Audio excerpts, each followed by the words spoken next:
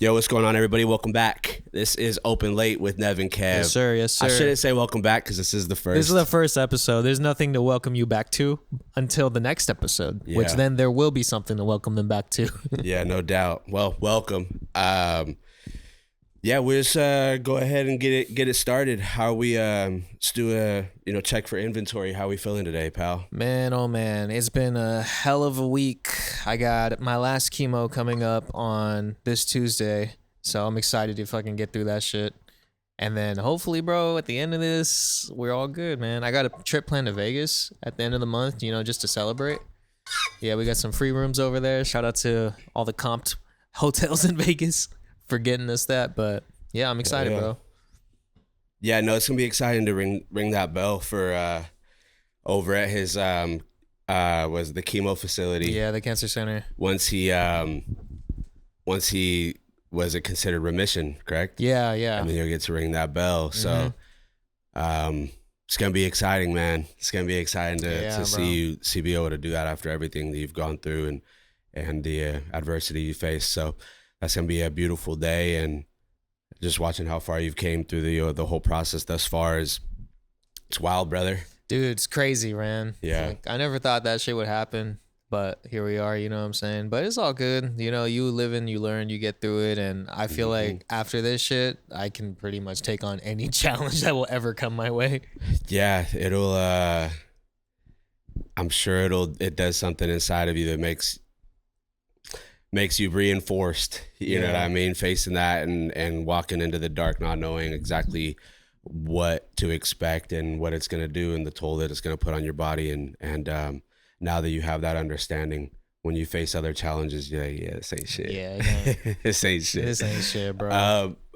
But yeah, man, so we're feeling good today. You're feeling good, yeah. Yeah. What about you, bro? I'm doing just fine, man. Squeezing this podcast before I go. Yeah, you are on a time crunch every time I see your ass, bro. Before I go to work, but it's all good. We'll go and get after it, and on my end of that, being blessed to be able to go out there and make some money and do my due diligence to society. You feel me? The hardest part for me, I guess, is like after this whole cancer shit, it's like I don't really know what's next. You know what I'm saying? Like, get your Class A, pal. Get my Class A. Nah, bro. My dad's a truck driver. I don't know if I could be a truck driver, bro. It just depends on what kind of trucking you do. So for those of you out there that don't necessarily know about Class A, there's a wide range and variety of things you can do.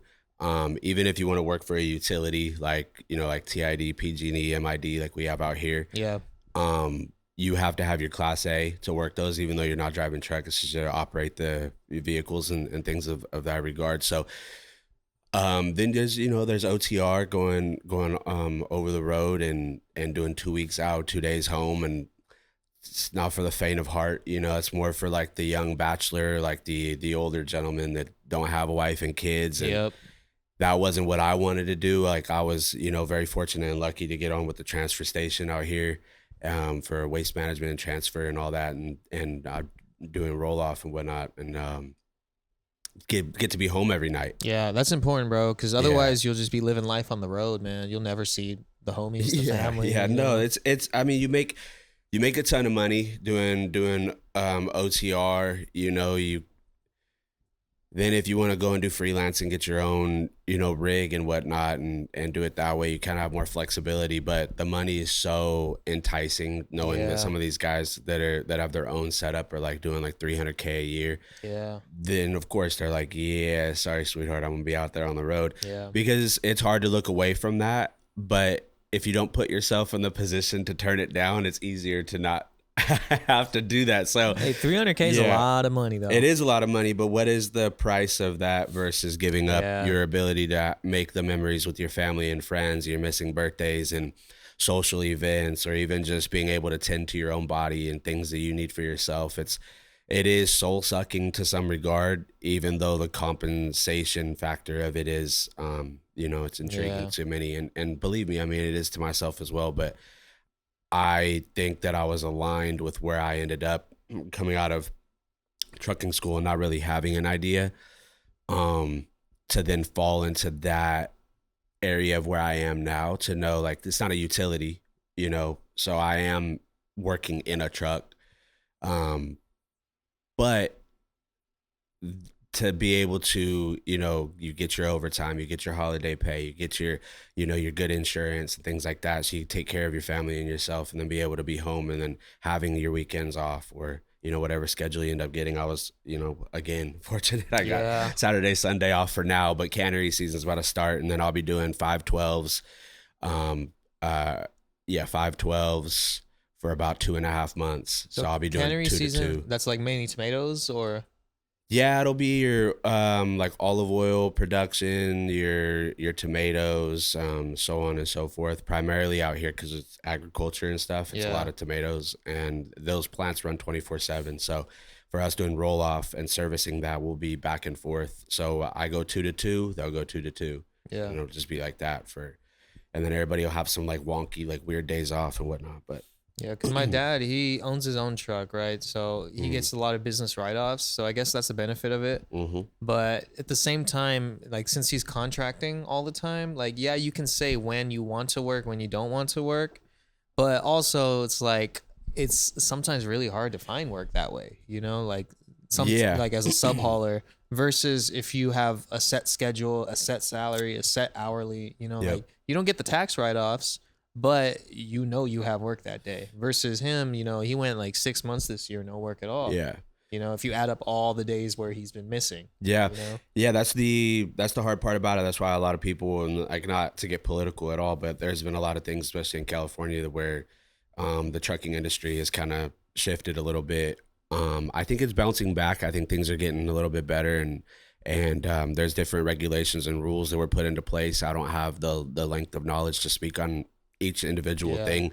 I just know from what I've heard and what I've been told from people that do like, you know, long haul or they do, you know, interstate and whatnot, that things were for a while like really limited and a lot of restrictions. And now some things are starting to kind of come around, which is going to be good for when ports start getting a lot more influx and they need people out there just running routes and doing stuff. Then I think the independent worker that contracts out will be able to see a They'll lot get more the benefit volume. from that. Yeah. So, especially if you have your endorsements, you have your hazmat, so on and so forth. Yeah. But anyways, not harping on any of that. I'm sure people don't really care about, About trucking. Class A. But no, it's interesting because there is a lot of like that blue collar work. You know, like to know that you have consistent work is important. And Yeah. unfortunately, well, not unfortunately, unless you don't want to work a lot. Like fortunately for the people that want to like work a lot and have all that, it's always going to be there. Yeah. Recession proof, pandemic The proof, backbone of America. yeah, they need you. So Until robots replace us. it won't be long, man. Trucking will probably be one of the last ones out there. But yeah, the robots are coming for all of you, All of including us. me. So So like the question I got about all of that is like, all right, say robots, AI, whatever you want to call it, ends up replacing us, you know, and because the whole reason why we are creating these like technology and these things are so like humans can have an easier life, right? So they end up replacing us. There's less jobs out there. But what if it got to the point where robots fully automated everything and then we as a society collectively don't have to work anymore at all? so that's 100% coming. Like that's just from everything that I've seen and heard and read and getting through the weeds of it. That is exactly what they're telling you is like it is going to be a supplementary for labor. Yeah. So what I've been saying for a while is, and maybe it's not to have like a, what do you want to call it, like a pessimistic point of view, because like I always tend to be more on the optimistic side of things, but looking at the trajectory of where things are going, I would advise each and every person to find right now more than ever the thing that you love the most and that brings you the most fulfillment of life. And no, that's not going to be your 9 to 5. It's just not. That's probably not the thing that you were born, that your soul has been craving to do. I think that if you can figure out what that thing really is that's been calling to you that you've been ignoring because you haven't had the right time or you haven't been able to go after it and whatnot, and so you just leave it to the back of your brain, and then when people ask you what makes you happy, and you're like, fuck, I don't really know how to think about that. That's a tough question, man. So right now you should really focus on finding that answer, or at least a list of things that you do love, and start finding a way to implement that into your life, because the more that you are no longer purposed in a 9 to 5, us being creatures of purpose, and that everything that is the basis of evolution has came off of us being designed to find and create and build. When you are no longer a factor in modern society's production, you have to find the thing that still makes you happy. And like I said, without harping on that too much, I truly do believe that is on the verge of happening. And then if you look in the statistic of when people retire, the mortality rate of people that expire after retirement is so high, is because for 35, 40 fucking years of your life, every single day, you've done the same thing. So it's hard to not say that your DNA has been ingrained in what it is that you've done as a fucking robot. You wake up, you go to work, you come home, you shower, you wake up, you go to work. It's a repertory thing, that a muscle memory. Now take that away and tell somebody, figure it out. Because it's also like the brain is what keeps us alive, right? The second you stop using your brain, like a lot of people when they retire, unfortunately, like you work till you're 65, and then maybe you have like 10 years after that, because the life expectancy, you know, in America, based on our diets, based on a bunch of stuff, is, you know, it's getting lower and lower, you know. But the thing is, once you stop using your brain, you're not like active anymore, and then your brain starts to like fizz out, you know, and that's the thing keeping us alive. And you know, we learned about that in psychology, like back when I was in high school. It's like that's the number one thing. You got to keep your brain active. You got to learn things every single day. The second that all stops, and like say for example, robots automate everything, AI automates everything, it's like, what real purpose do humans have rather than to just kick it? You know what I'm saying? Yeah, crossword puzzles in the newspaper are what kept old women alive till 90 years old. And the casinos. Their brains was going, and buddy. the casinos. No, but it's 100% true, dog. Like, men that use their body in work and have to throw shit around all day and lift.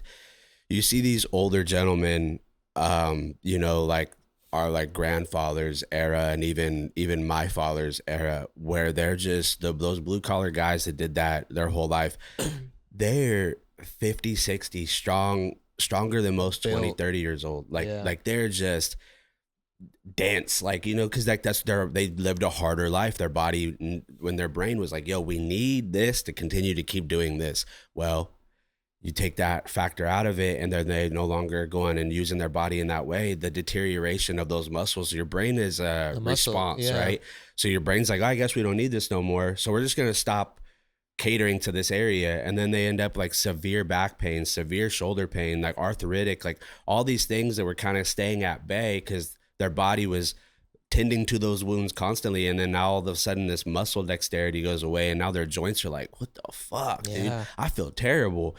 And then your mental goes with it as well. So, but yeah, it really is a response factor. So the more that you need something, the more that you test your brain daily to say, hey, we're going to grow and expand, the more, I guess, the more likelihood that you're going to live a longer life. And so if robots take away, to loop back around, all of those things from you, the survival aspect is no longer maybe financial, but it's spiritual. It's what's your purpose? Exactly.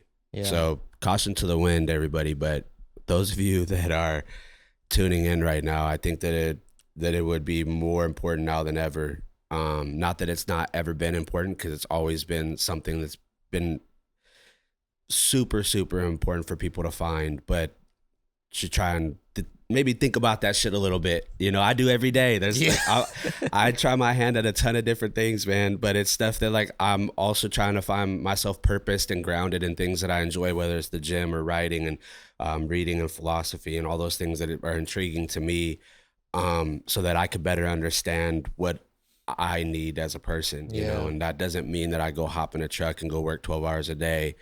You know, that's that's what I do for survival. That's not what I do for purpose. Yeah, I feel like a lot of people, they look at your career, they look at your job, and they think that defines you. You know, like, say you're a nurse, they're gonna think like, oh, all you do is work, all you do is take care of people. Your main personality trait is that, and even though it might be, but we forget often that people have lives outside of their jobs. People have careers. I mean, people have lives outside of their careers. People have passions that are totally unrelated to their careers. And that's truly who those people are. You know, we're not our job. We just kind of have to do these things because that's the way the system's set up. We got to work to pay the electric bill, pay this bill, pay that bill. Like our whole life is just being billed for everything, just for basic existence, right? So say like robots automate that and take away that. It's like, will that be great for society? I don't know. Like, it would be nice. You know, everybody says like, oh, I don't want to work. You know, nobody wants to work, right? So if robots do that for us, like, yeah, we won't work, but then what's the purpose? Yeah. So you talk to somebody, it's funny because like people with a job are always like, fuck, I don't want to work. Yeah, I don't want to go to work. And then today. you talk to somebody that doesn't have a job and they're like, oh, man, I want to work. A job. I want to do something. They're like, give me so something. funny. Because it's like, yeah, you don't want to be broke, but you also don't want to be working yourself to the bone where you're like, man, I don't even have the energy to enjoy my the money the that fruits you of my made. labor. Yeah. That is a good thing I think that you touched on, and this is another aspect of like purposing yourself or putting too much of yourself into something that the thing that you do becomes your identity, and then your identity being stripped from you, and then you feel lost and you feel like you don't know who you are without that thing. Yeah, once you get laid off too, you know, it's important to not, and it's impossible to I think to some regard to train your brain to do this all the time, but at least be aware of it, that everybody walks around and the big question is like, oh, what do you do? Yeah. Right. And then when you say what you do, you always say, well, I am an electrician. I am a truck driver. I am a nurse. It's like, no, like that's really not it. Yeah, that's just what you do. do. Yeah. Like your identity becomes a thing you do because you get asked that. And so the response for the social standard is you are what you do. You know, it's like, then when that thing, like I said, it's just stripping the layers off of that first premise that we talked about, but it's all about like detaching yourself with that as being your identity and then finding out the thing that really is. It's like, you know what, like I am actually so, and this is who I am. Like this is like what I am. And then this is just what I do. But to then walk around doing that all the time, it's like you have to train that muscle but at least to be aware of it yourself is like, remind yourself, like, this is what I do. This is not who I am. Yeah. I am a good person. I am somebody that loves others. I am somebody that loves taking care of people. I am somebody that, you know, whatever. So therefore what I do is I work as a nurse. Exactly. Right. But the thing about what you are that led you to that is who you are. And then when you get to remove yourself from that job into retirement, or say if that workforce is no longer needing you, then you can still go purpose yourself as the thing that brought you to that job into another avenue of life. Mm-hmm. And I think it's like for people that are chasing a dream, for example, like, you know, us as artists, you know, like our true passion that brought us together initially was music, creating, you know, doing music videos, just like anything creative. That's what we love, right? But at the same time, we have to work these other jobs for survival. When I was living in LA, I was a substitute teacher, right?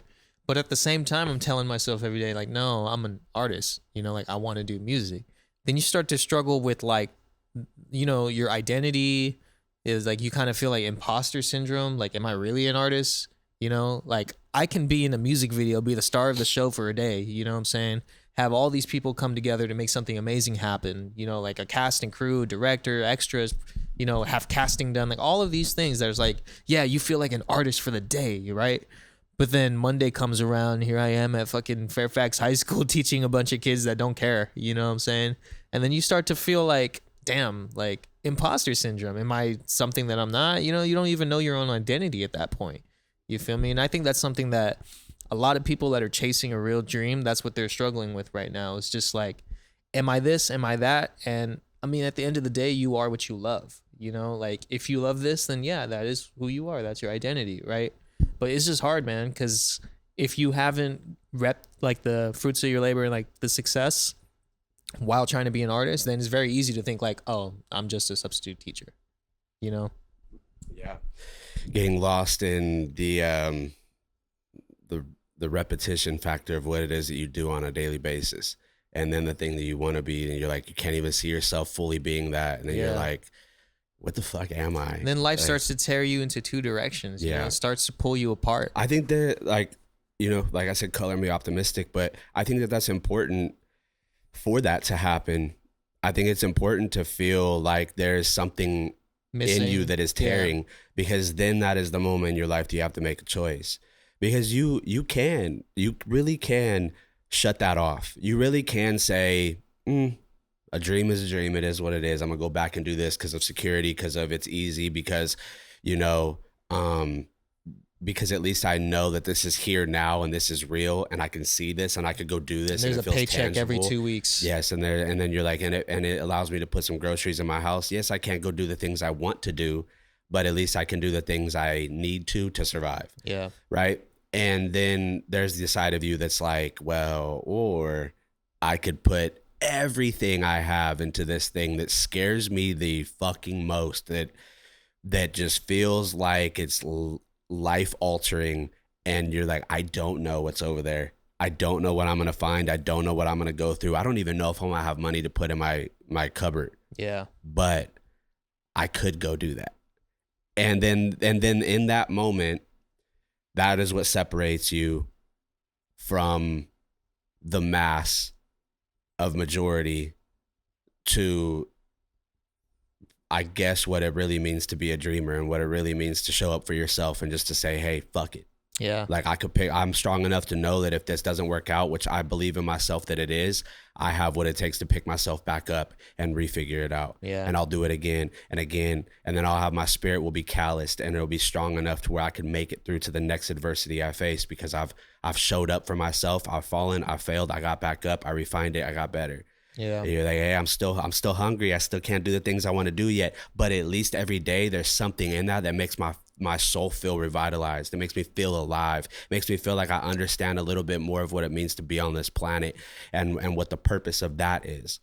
Therefore, without it and just doing the standard, you start to think like, what is the point of life? Why am I even here? You start to question a lot, you know? That in that moment when you are faced to making that decision, it's important, you know? And it doesn't have to be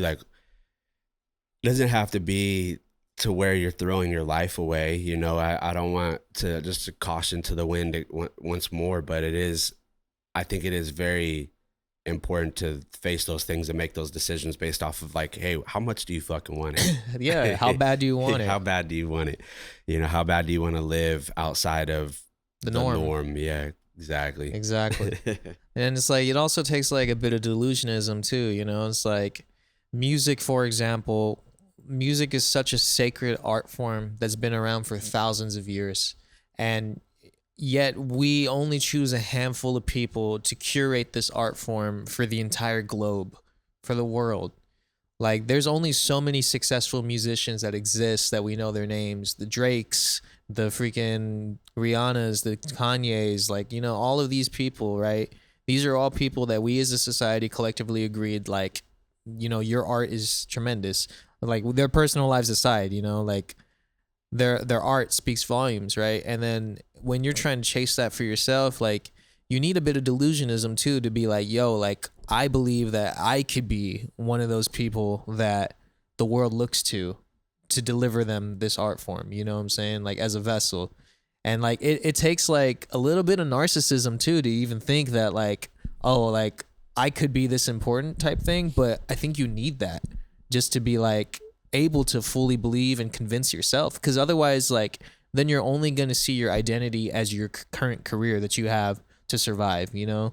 But then, like, for creatives out there, they want to be bigger than themselves.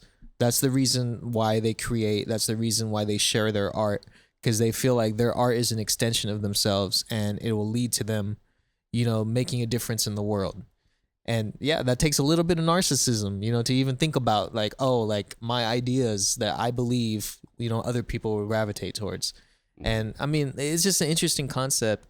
And I also think about it a lot is like, when you look around in the world, there's two types of people that exist in the world. There are the creators and there are the consumers.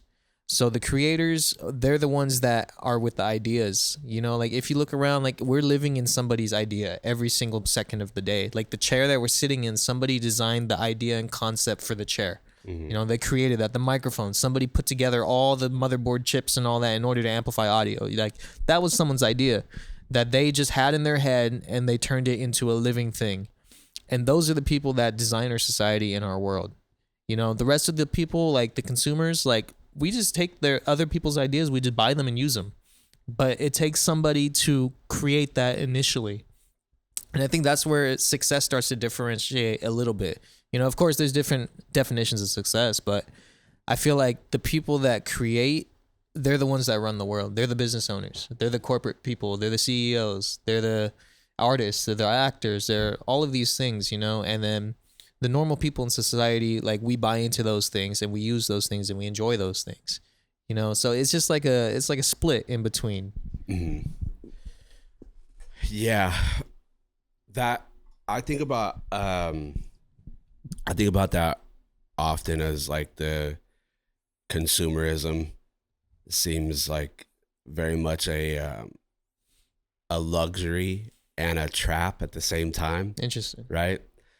It's like trying to think of the right analogy, right? So all right, I'll spare the analogy for now.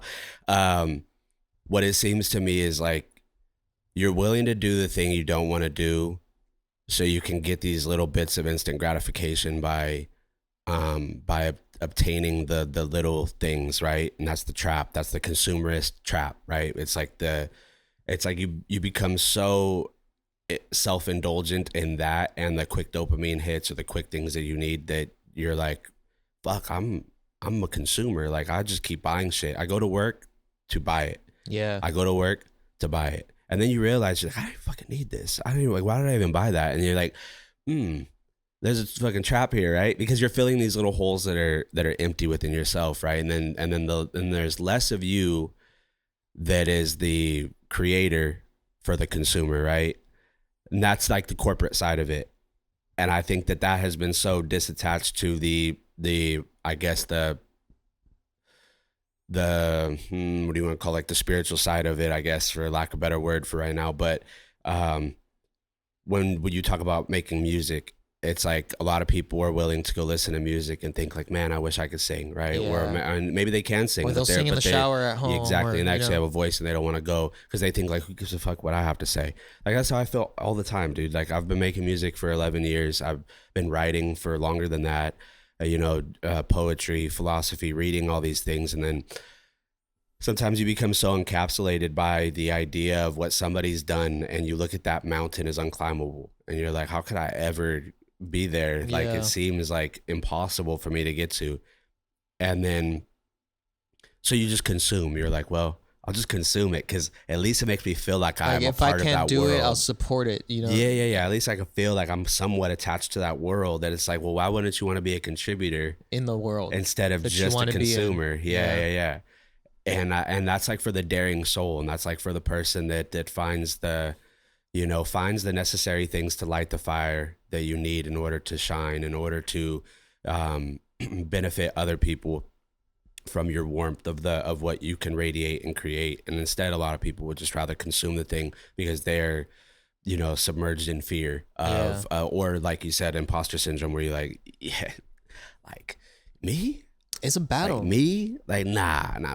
But meantime, you might have some of the most like prophetic, important, life-altering things in a notepad somewhere. Yeah. That can really impact and change somebody's life. Yeah. And then nobody finds it till you're dead. And then they're like, wow. And then there's a lot of painters and there's a lot of poets that shit happened to, where like they had a trunk of, I was reading his poetry book, so pardon me, but I can't think of his name off the top of my head. I'm sure it'll come to me mid-sentence, but they believe he was a Portuguese poet, and he might have even been the grandfather of creating all the different what do you call those, like the names of the people you personify? So he wrote under all these, what are they, pseudonyms or whatever, Okay, yeah. right? So he wrote under all these different names, and each person had its own life and its own thing because he just felt so uncomfortable with who he was. It's like alter egos. Yeah, he couldn't attach any of his success or any of his thoughts to himself because he thought he was unworthy. So he would made up create new these names. characters that were worthy to carry his message. And so these words lived through this character, but that character was then a breakdown of him. Yeah. And it was so weird that he just felt like unworthy of it. But I forget kind of where I was going with this. But essentially what I was trying to get at is that when he had passed away, one of the biggest and most impactful books for that form of poetry was only found after he died. Yeah. And he wanted all of his stuff, I believe it was him, and wanted all of it to be burnt. He had asked a friend of his to like, hey, when I die, get rid of all this. And so instead, what his friend did is what any good friend would do, is sit there and went through everything and shit. put it all together, a compilation of all these different pseudonyms, all these different characters and lives and all this thing, and then compiled it into this like beautiful orchestrated book of these different aspects of who he was that he couldn't speak through his own person himself. And so I think that was like super cool to see and to read and to understand that that sometimes it is you that has the words that the world needs, but instead you're willing to lock it away and ask for it to be burnt instead of giving it to the people that need it. Yeah. And sometimes it takes you, even by your own demise, letting go of the stranglehold you have on the thing because you think you're unworthy. That is not for you to determine. It's for the world to determine based off of you doing the work. Yeah. And musicians kind of do the same thing too, where they create the alter ego, you know, like you got musicians that go by their actual first and last name. And those are like daring as fuck because it's like, yo, that's actually who you are. It's your government name, It's pal. your government. You can't run from that. You can't run from that. Yeah. But then you got artists that hide behind, or not even hide, but like, you know, divert their art into a different name because that's a different extension of themselves. You know, like I'll use myself an example because I don't want to like put any other artists out there. It's like, you know, I'm Nevin. You know, everybody knows me as Nev, right? But then it's like when I'm writing, when I'm making music, when I'm shooting music videos, the character I portray, that's Shock. I be Shocker. You know what I'm saying? So it's like I start to like differentiate parts of myself too because it's like, it's not that I don't feel worthy to put it out under my government. It's just like, it's just fun, you know, to like create another extension of yourself and then like kind of be like, that's not necessarily who I am on a day to day, like every single second of my life, you know, like I be Shocker, but that is a part of me. You know what I'm saying? Mm-hmm. It's like Voldemort with the Horcruxes, bro. You just put like different parts of your soul into different avenues so that it lives on, right? Yeah. Yeah, that's I think another version of what I was explaining, and then you explaining into how that means to you as an artist and how other artists, even in today's world, no matter what the art form is, whether it's poetry or painting or music, and you create a different aspect of yourself that can carry that message. Like to my family, like I'm Garrett. Yeah. You know, even though my first name is Kevin, like growing up as a little kid, so it just always felt like there was these different versions of myself. And it was always up to me to remind myself that even though I am split between how all these different people look at me, I am still the same core person, tether to all of those things. Like that is who I am. You know, I am Garrett to them. I am, you know, Kev to all the homies, and I'm Kevin to my employer, and you know, and then like it was Kevy within the music, and it is important to not get too loose on that you lose sight of the fact that like, hey, even though that there are, because sometimes you give more to the Kevy, right? Like you give more to the Abby Shocker. And then when you're with your family, then you're like, oh, I've been with my family a lot. I've been giving a lot to Nevin. Yeah. And then when you come back out of Nevin and you got to switch back into IB Shocker, and you're like, this kind of feels like I got to like refit into this. Like it feels like it just has like a jacket that hasn't been worn in a while.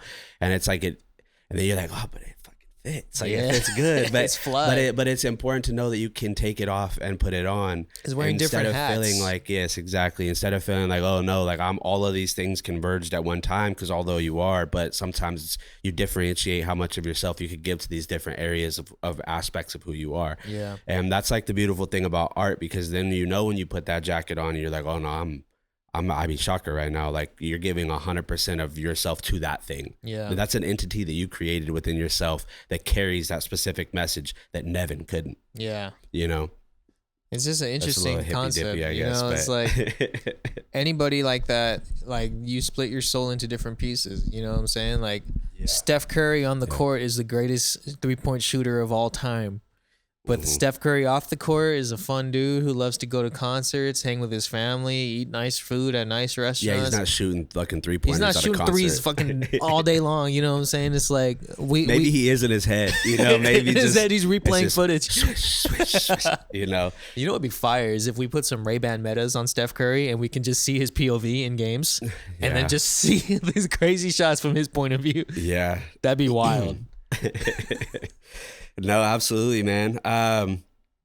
Well, I would like to think that we've been on a good little tangent today, and I hope we were able to you know, give some insight at least to our own personal thoughts and way of thinking about things to the viewer. And I think this has been a real solid first episode. Is there anything that's laying on your heart that you wanna touch on? Yeah, I mean, the open late with Nev and Kev, like a lot of people, they'll like creatives, for example, we all think there's got to just be one niche that we follow and we got to stick to that niche and everybody will box you in and know you as that niche.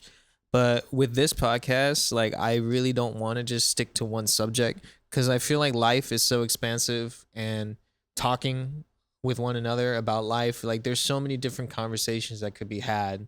So I don't want to just limit it to just like, this is all we are and this is all we talk about. Like I feel like it's more beneficial and therapeutic for us just to be like talking about any and everything, man. Like whether it's AI, whether it's music, whether it's art, whether it's painters, like whatever comes to mind, you know? And I think that's the most important thing, because I feel like a podcast is such a free flowing form of art as well, you know, like gets you a deeper insight into like normal human conversations that we have amongst each other. And I wouldn't want us to be boxed into just one thing. So I want to make sure like the viewers also know that as well, as like, hey man, like we're going to really just talk about any and everything, you know? Yeah, absolutely. I would like to open up a segment in the near future for do like a little Q&A if there's anybody out there that has any questions or topics they would like us to touch on. That way, therefore, we're kind of integrating, you know, the viewership's opinion and things that you would like to see us talk about, and maybe our own perspective or concepts or ideas about those things. And just to expand off of what you said, because I think it's important, is which seems to be kind of like the consensus of the entire conversation today, but it's the ability to be fluid and be able to travel within different areas of artistry and communicating. At the end of the day, that's what we are by nature, is creating, talking, expanding in so many different areas, whether it's, like I said, like editing and doing videos, making music videos, making music, whatever, so on and so forth. But we've had too many of these conversations. For those of you out there right now, we've had too many back in LA on the iconic porch right there. I miss that Melrose, porch, man. And Melrose Blues. Every time we would be in a tangent, at the time probably incapacitated in some regard, whether it was from some recreationals or drinking, and we would sit back and have these like empathical moments and conversations, and we'd be like, we'd get a moment of silence and look at each other and be like damn, why did we not press record, bro? But I think that was the beauty of it. It's unforced conversations, and all of that has led to us being here in this moment. And so I just want to thank everybody that's tuned in for the first episode. It means a lot, and you know, we're gonna continue to do this and lock in.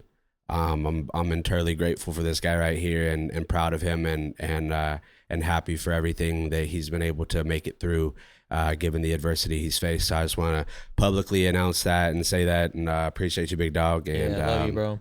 Yeah, absolutely. Love you too, dog. And till the next one. Till the next one. Open late. Open late with Nev and Kev. Nev man. and Kev. Thank you guys for tuning in. All right. Peace. Gone. Do do do do.